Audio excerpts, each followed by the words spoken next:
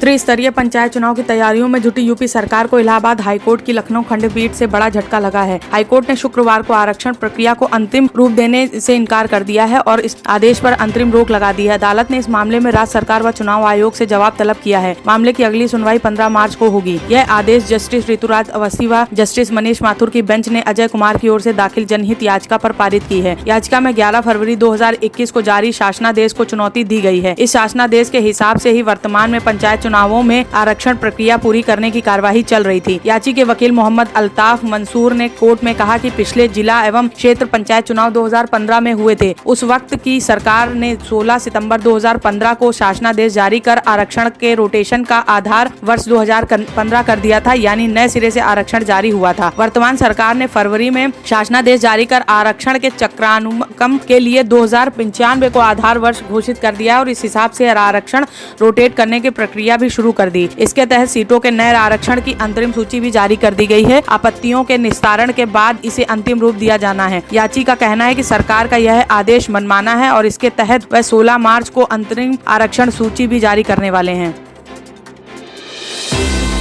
लखनऊ के Sushant gold city में रहने वाली 112 की प्रभारी निरीक्षक शिवा शुक्ला के मकान में गुरुवार देर रात चोरी हुई। चोरी की घटना का पुलिस ने 24 घंटे के अंदर खुलासा भी कर दिया है। मामले में पुलिस ने 2 महिला समेत एक चोर को गिरफ्तार कर सारा माल बरामद कर लिया है। डीसीपी साउथ रवि कुमार के मुताबिक सेक्टर 10C वृंदावन कॉलोनी थाना पीजीआई निवासी चोरी का आरोपी लवकुश राजपूत गुरुवार देर रात 112 की प्रभारी निरीक्षक के घर बाउंड्री वॉल लांग कर घुसा था। चोरी के दौरान वह अपना फोन जीने पर ही भूल गया और नकदी जेवर लेकर फरार हो गया। छानबीन के दौरान मिले फोन की जब सर्विलांस टीम की मदद से सिम नंबर की जानकारी ली गई तो आरोपी की पत्नी गीता राजपूत निवासी हैदरगढ़ बाराबंकी के नाम से रजिस्टर्ड मिला। उसकी पत्नी से जानकारी के बाद पुलिस ने उसे पीजीआई थाना क्षेत्र से गिरफ्तार कर लिया है। सहारनपुर जिला के मंडी थाना क्षेत्र के एटीएस पुलिस ने शुक्रवार को देश विरोधी गतिविधियों में शामिल 2 बांग्लादेशी लोगों को गिरफ्तार किया है। मोहम्मद उमर उस्मानी व उसका बेटा तनवीर बांग्लादेशी के कॉक्स बाजार जिले के ईस्ट बोमानखिल के मूल निवासी हैं। यह दोनों सहारनपुर में अवैध तरीके से रहकर देश में हो रही गतिविधियों की जानकारी अन्य देशों से साझा करते थे। बता दें कि यह गिरफ्तार किए गए बाप बेटे अपने साथियों के साथ भारत से भागने की फिराक में थे। इसी दौरान एटीएस को सूचना प्राप्त हुई कि सहारनपुर में 2 बांग्लादेशी सदस्य रह रहे हैं जो भारत की गोपनीय जानकारी को अन्य देशों में साझा कर रहे हैं। इसके बाद एटीएस की टीम ने सहारनपुर पहुंचकर थाना मंडी क्षेत्र के दोनों बांग्लादेशी सदस्यों को गिरफ्तार कर लिया। एटीएस को दोनों के पास से दस्तावेज बरामद हुए हैं, साथ ही बांग्लादेशी पहचान पत्र भी मिला है। शुरुआती पूछताछ में सामने आया कि गिरफ्तार किए गए 2 सदस्य देश विरोधी गतिविधियों में शामिल थे।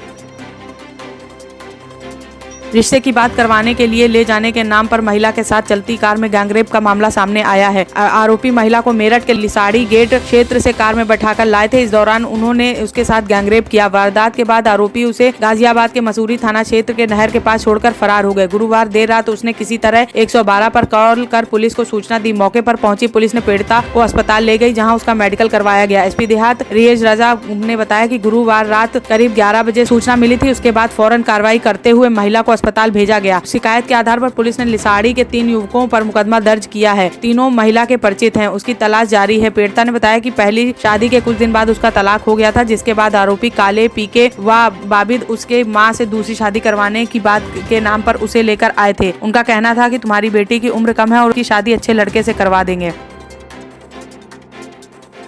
आगरा को दिल्ली से जोड़ने वाले 165 किलोमीटर लंबे यमुना एक्सप्रेसवे के हादसों का एक्सप्रेसवे बनाने से रोकने के लिए अब कदम उठने जा रहे हैं। सुप्रीम कोर्ट ने यमुना एक्सप्रेसवे पर आए दिन होने वाले हादसों को रोकने के लिए आईआईटी दिल्ली से रोड सेफ्टी ऑडिट कराने के निर्देश दिए थे। इन निर्देश के तहत अब जेपी इंफ्राटेक लिमिटेड ने 108 करोड़ रुपए का टेंडर जारी किया है। 1 साल के अंदर इस रोड पर सफर सुरक्षित बनाया जाएगा। आपको बता दें कि यमुना एक्सप्रेसवे पर आए दिन हादसों को सुप्रीम कोर्ट ने गंभीरता से लेते हुए आईआईटी दिल्ली से प्रत्येक किलोमीटर पर रोड सेफ्टी ऑडिट करवाया था। आईआईटी दिल्ली ने यमुना एक्सप्रेसवे पर हादसों को रोकने के लिए 18 सिफारिशें की थी। अथॉरिटी की तरफ से यमुना एक्सप्रेसवे का निर्माण करने वाली जेपी इंफ्राटेक को इन सिफारिशों पर अमल कराने का निर्देश दिया गया था, लेकिन उन्होंने ऐसा नहीं किया था। बाद में सुप्रीम कोर्ट के आदेश पर पुलिस ने जेपी इंफ्राटेक के मिस्टर जैन को गिरफ्तार किया था, जिसके बाद अब कंपनी एक्शन में आकर के कार्रवाई करने में लगी है।